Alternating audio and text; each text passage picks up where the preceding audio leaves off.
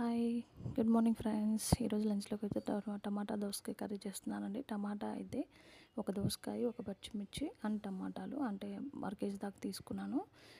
సన్నగా కట్ చేసుకోవాలి. అలాగా టమాటా ఇలా తాలింపు తెలిసిన కదండి. పోపు పెట్టుకొని ఆనియన్స్ కూడా మగ్గిన తర్వాత అల్లం వెల్లుల్లి పేస్ట్ వేసుకోవాలి. అల్లం వెల్లుల్లి పేస్ట్ కూడా కొంచెం మగ్గే వరకు మనకి మగ్గించాలి. దాన్ని అల్లం వెల్లుల్లి పేస్ట్ పచ్చి స్మెల్ పోయే వరకు అల్లం వెల్లుల్లి పేస్ట్ కొంచెం అలా మగ్గింది అనుకున్న తర్వాత చూసారు కదా, చిటపట ఉంటుంది.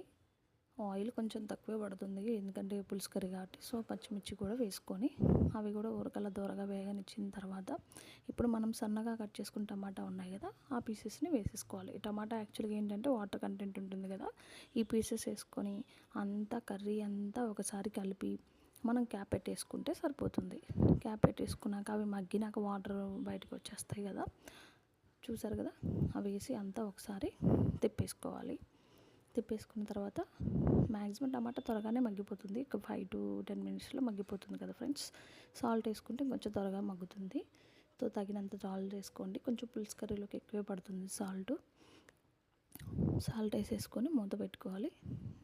మూత పెట్టేసుకున్న తర్వాత ఒక 5 to 10 మినిట్స్ తర్వాత మనం మూత ఓపెన్ చూస్తే ఆ వాటర్ కంటెంట్ కూడా మీడియంలో అయినా పెట్టుకోండి, సిమ్లో అయినా పెట్టుకోండి.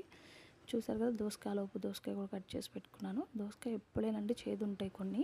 సో ఒకసారి విత్తనాలు టేస్ట్ చేసి చూస్తే మనకు అర్థమైపోతుంది. దోసకాయ కర్రీ కానీ దోసకాయ పచ్చడి కానీ విత్తనాలు ఉంటేనే బాగుంటుంది. నా దృష్టిలో అయితే మేమైతే విత్తనాలతో కలిపే వేస్తాము. సో చాలా బాగుంటుంది. మీరు కూడా ఒకసారి ట్రై చేయండి. వీలైతే సబ్స్క్రైబ్ చేసుకోవచ్చు కదా ఫ్రెండ్స్. కామెంట్ చేయండి ఇంకేం కర్రీస్ కావాలో.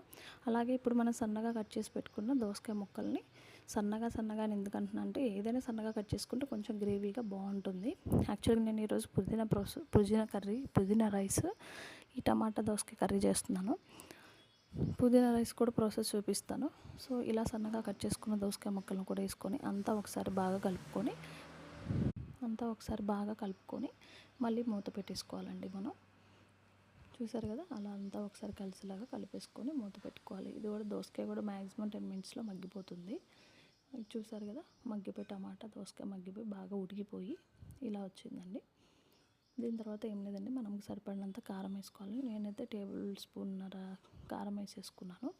మసాలాలు ఏమేనండి, మ్యాక్సిమం ఉంటే ధనియాల పొడి వేస్తాను, అది ప్రెజెంట్ నా దగ్గర లేదు. సో అందుకని ఓన్లీ కారం వేసేసుకొని ఆ కారం కూడా మగ్గేంత వరకు అలా మగ్గనిచ్చుకొని సిమ్లో పెట్టుకోవాలి. ఇప్పుడైతే కారం వేసుకున్నాక మీకు కుదిరితే వాటర్ పోసుకోండి. నాకైతే వాటర్ పోయాలనిపించలేదు, సో అట్లనే ఉంచేసుకొని మగ్గనిచ్చాను. చూసారు కదా, ఫైనల్లీ ఇలా వచ్చేసింది. సూపర్ అంటే సూపర్ టేస్టీ ఉంటుంది. మీరు ఒకసారి కొత్తిమీరతో గార్నిష్ చేసుకొని దించేసుకోవడమే. చాలా బాగుంటుంది. మీరు ట్రై చేయండి, కామెంట్ చేయండి మీకు ఎలా వచ్చింది.